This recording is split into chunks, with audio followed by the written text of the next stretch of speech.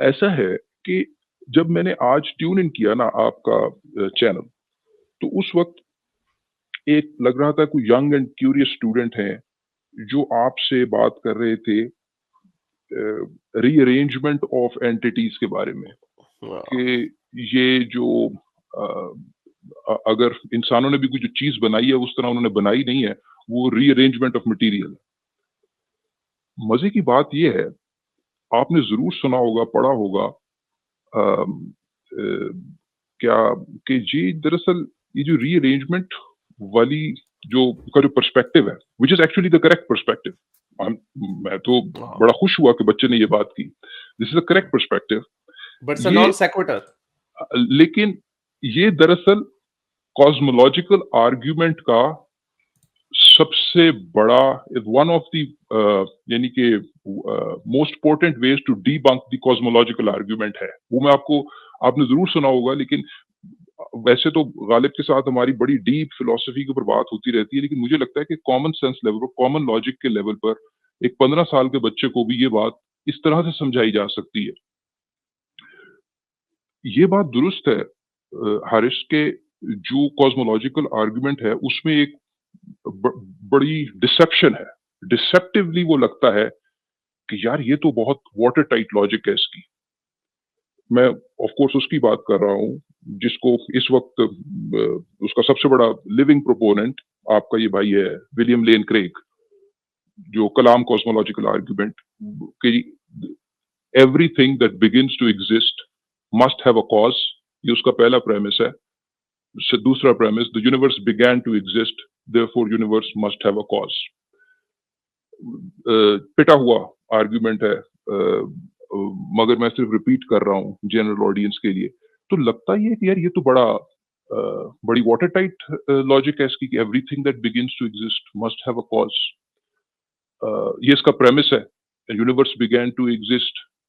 दूसरा प्रेमिस तो of course फिर कंक्लूजन तो होना चाहिए ये, मगर मसला ये है कि इसका जो पहला प्रेमिस है उसकी बेसिस क्या है कि everything that begins to exist must have a cause. क्या हमने कभी किसी चीज को वाकई एग्जिस्टेंस में आते देखा है? क्योंकि या क्रिएट होते देखा है? क्योंकि हर चीज तो रीअरेंजमेंट ऑफ एंटिटीज है। यानी ये जो आए थे जो कह रहे थे कि वो वुड वर्कर हैं, बढ़ई हैं, मैं हाथ से काम करने वालों की बड़ी इज्जत करता हूँ। मैं ये उनको नहीं कह रहा, मैं कोई लोहार है, वो कोई तरखान है, मेरे लिए वो पैकिंग ऑर्डर में सबसे ऊपर है जो हाथ से मेहनत करता है। लेकिन जो वो कहते हैं कि जी कुर्सी बनाई किसी ने या चेयर बनाई, कैन यू एक्चुअली से कि chair has come into existence? Can you honestly say that? ये ultimately rearrangement of material at some point in time वो रीअरेंजमेंट वो फॉर्म ले लेता है जिसको we as humans find it convenient to call a chair, but nothing has come into existence. ठीक है, ये बात तो आई थिंक स्ट्रेट फॉरवर्ड है कि कोई चीज एग्जिस्टेंस में नहीं आई। तो हम अपने एक्सपीरियंस से क्या कंक्लूड कर सकते हैं? The best we can conclude is कि जो रीअरेंजमेंट ऑफ एंटिटीज हैं वो कॉजेज दरकार करती हैं, they require causes. Rearrangement of entities they require causes. हमारे पास जो डेटा सेट है of observation of things coming into existence and created, वो जीरो है।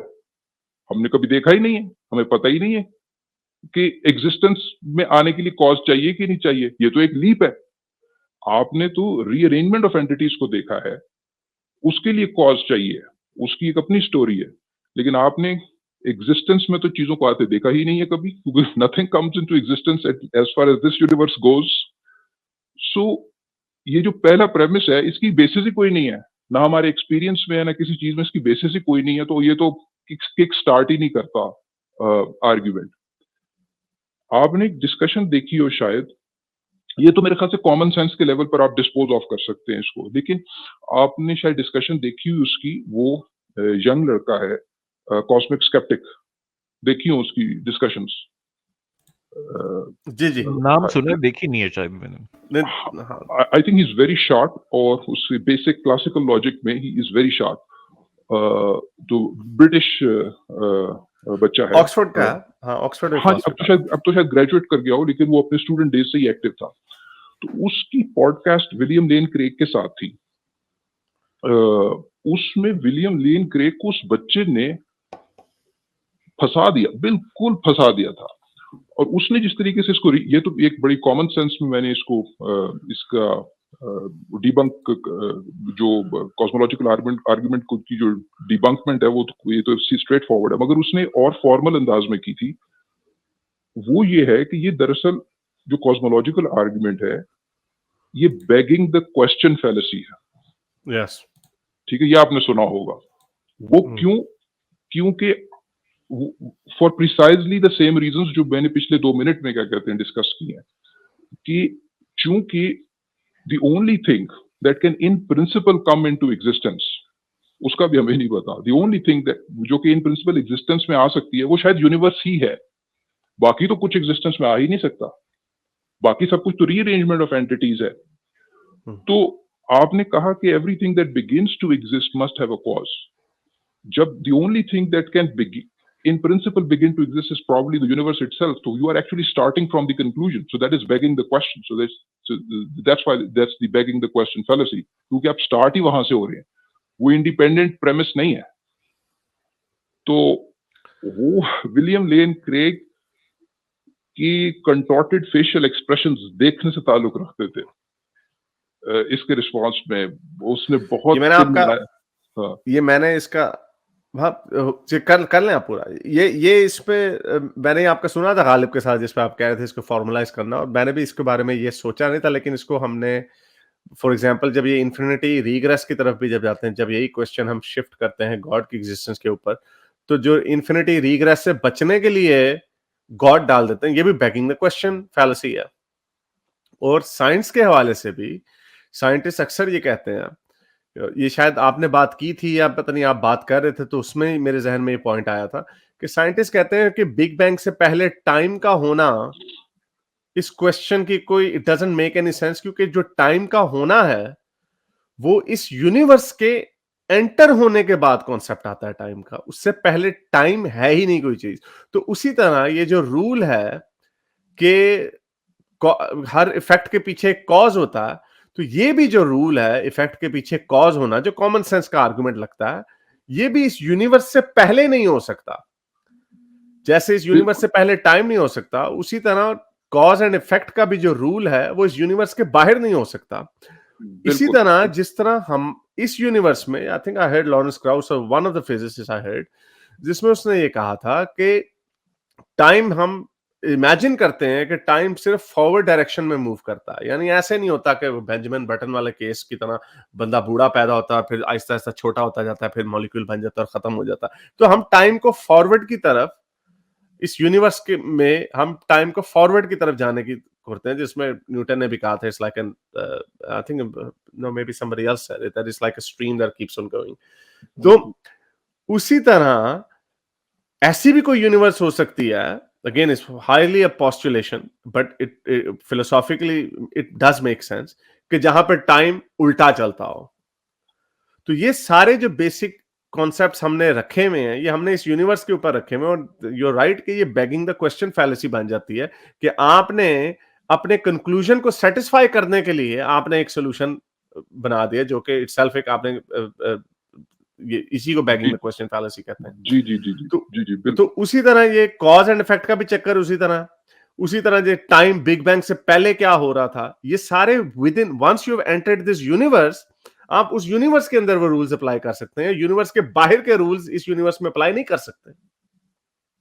जी जी बिल्कुल बिल्कुल। और आपने बिल्कुल सही वो रेफर किया कि रिसेंटली मेरी गालिब के साथ इस पर डिस्कशन रही है कि ये जो कॉजेलिटी है, इट अपीयर्स कि ये लॉज ऑफ फिजिक्स हैं, सेटिस्फाई करती है।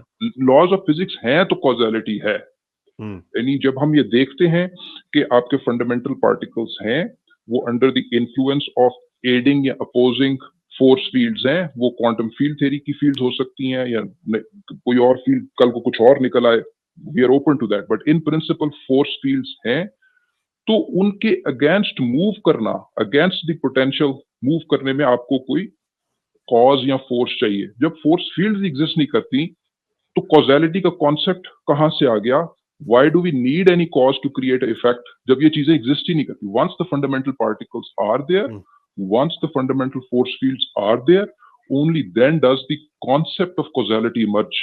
ठीक है, तो ये कहना कि लॉज ऑफ फिजिक्स के लिए कॉज चाहिए है, ये बहुत बड़ी लीप है, ये बहुत बड़ी लीप है। मैं एक स्टेप और फर्दर जाता हूँ और आई थिंक कि वो अगर गालिब सुन रहे हैं तो वो क्या कहते हैं, हम इसको वो लिखना भी चाहेंगे कभी। एक स्टेप और फर्दर जाता हूँ कि फर्ज करें हम ये कहें कि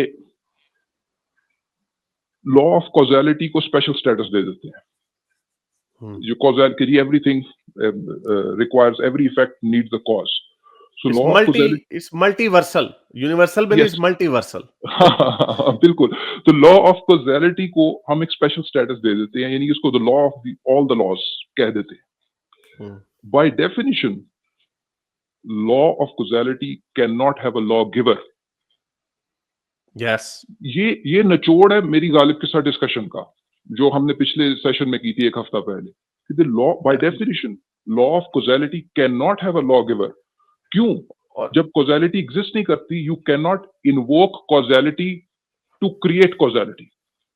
तो वो एज ओल्ड नहीं, लेकिन इसमें एज ओल्ड आर्गुमेंट वही आ जाता ना कि बैगिंग द क्वेश्चन फैलेसी जो रखी जाती है कि गॉड को इंसर्ट किया जाता है, असर्ट किया जाता है to otherwise it will be infinite regress. ये कॉज एंड इफेक्ट का जो चक्कर है ये इन्फिनिटी तक रीग्रेस करता रहेगा। So therefore let's add a constant and that constant is God।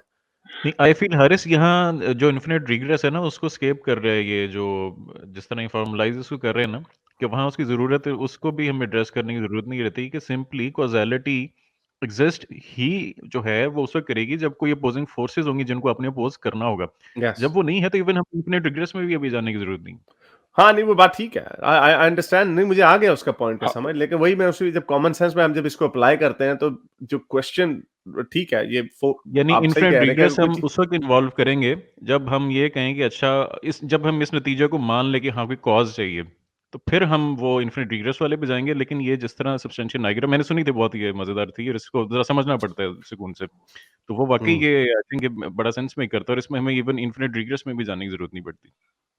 हाँ, क्योंकि वो टूट रही है ना पंजाबी, वो जो लिंक है वो टूट रहा है कि जब कॉजेलिटी शायद इज एन इमर्जेंट फिनोमिनन, तो वो कोई उस तरीके से यूनिवर्सल या मल्टीवर्सल नहीं है।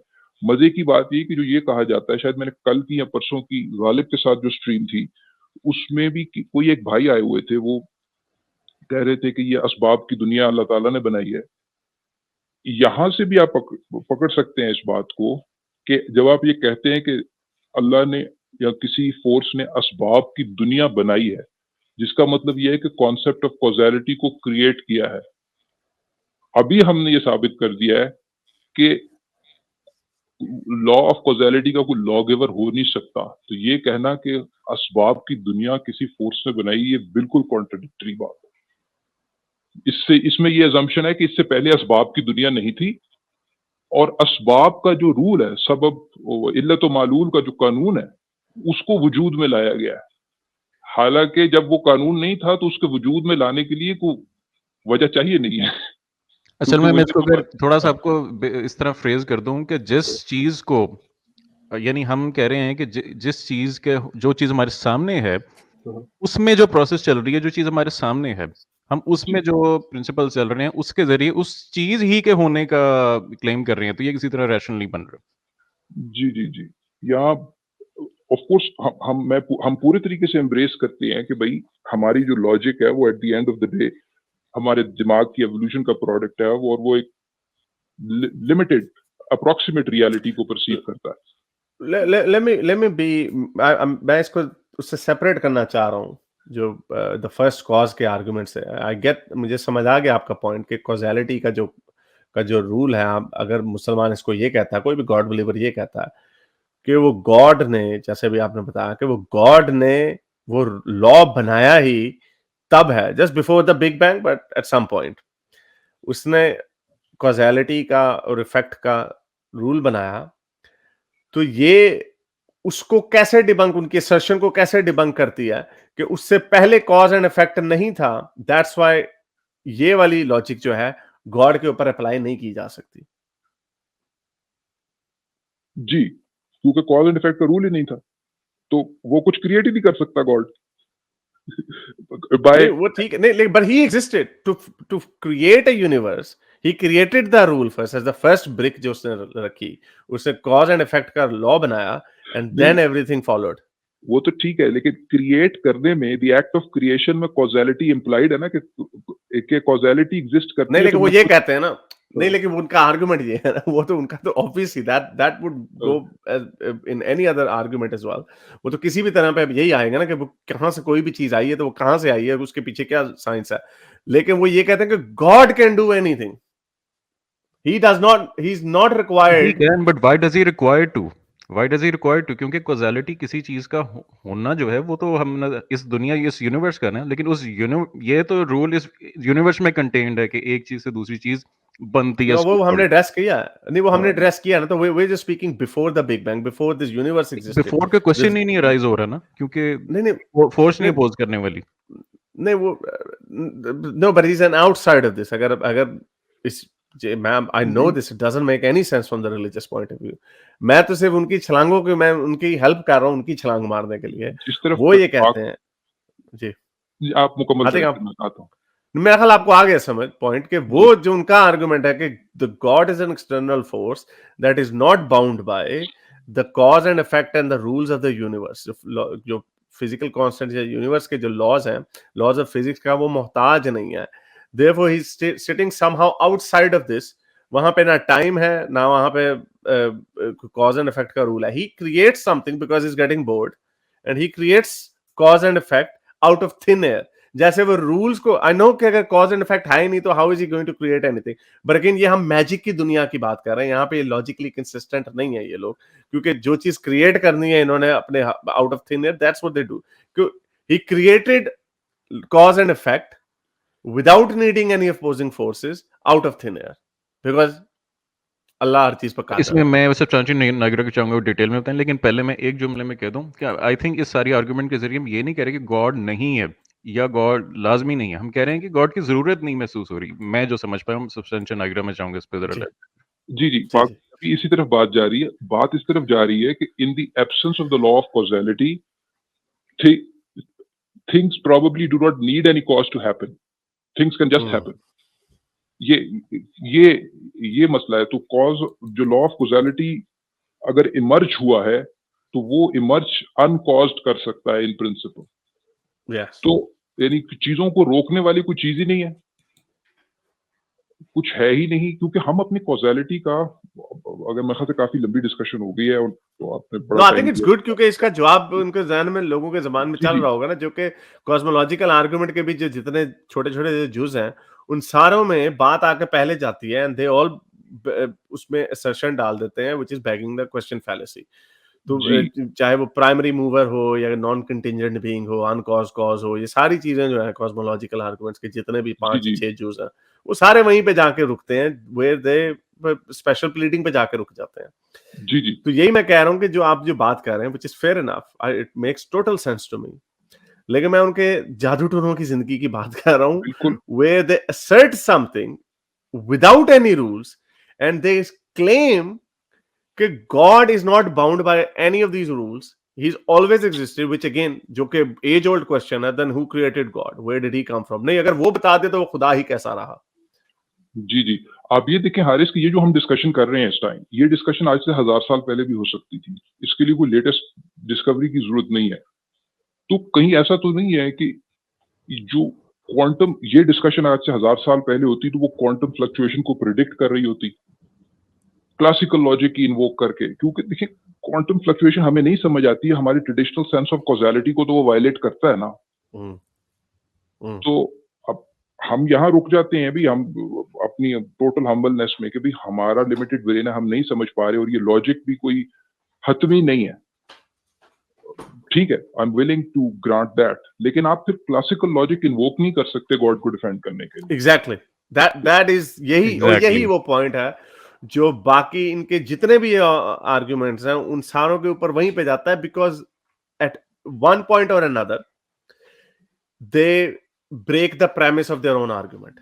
यस, ये सारे जितने भी आर्ग्यूमेंट्स हैं और ये सारी बातें पहले भी हो चुकी हैं, but I like the fact, जो मेरे लिए जो इसमें सबसे अच्छी लर्निंग बात जो है कि हम टाइम की जो बात करते थे, अब मुझे बताइएगा ये आपने ये बात की थी या नहीं की थी कि जो कॉज का जो रूल है, कि कॉज एंड इफेक्ट का भी जो हमने रूल समझा हुआ है, और ये लॉरेंस क्राउच उसको दूसरे तरीके से एड्रेस करता है जो फिजिकल कांस्टेंट के हिसाब से, और I borrowed that from there as well, कि हम ये नहीं कह सकते कि दूसरी यूनिवर्स में पहले इफेक्ट आता है फिर कॉज आता है। You can argue you would call that a cause, लेकिन अगर टाइम उल्टा चलता है तो obviously effect is coming before cause. और ये जो रूल्स हम अपना रहे हैं, जो क्लासिक लॉजिक की जो आप बात कर रहे हैं, वो क्लासिक लॉजिक आप अपने इस यूनिवर्स के रूल्स को अप्लाई कर रहे हैं, उसी तरह जिस तरह इस यूनिवर्स का रूल है कि टाइम आगे की तरफ जाता है, वो हम यूनिवर्स के बाहर उस रूल को अप्लाई नहीं कर सकते, उस लॉ को अप्लाई नहीं कर सकते। क्या यही पॉइंट आपने हाँ, रखा था मुझे कहीं पे मुझे तो ये सही लग रहा है। नहीं, ये एक बड़ी डिफरेंट डिस्कशन है। ये तो बात ठीक है कि without the concept of time causality loses any meaning, क्योंकि कॉजैलिटी बाय डेफिनेशन टेम्पोरल है, यानी कि chain of cause and effect events है। तो वो टाइम की एक एग्जिस्टेंस से पहले कॉजैलिटी का कॉन्सेप्ट कोई नहीं है। ये तो बात it's obvious, and I think कि मैंने लॉरेंस क्रॉस को ये किसी एक डिबेट में बात करते देखा है, और ये बात I think it is absolutely like spot on.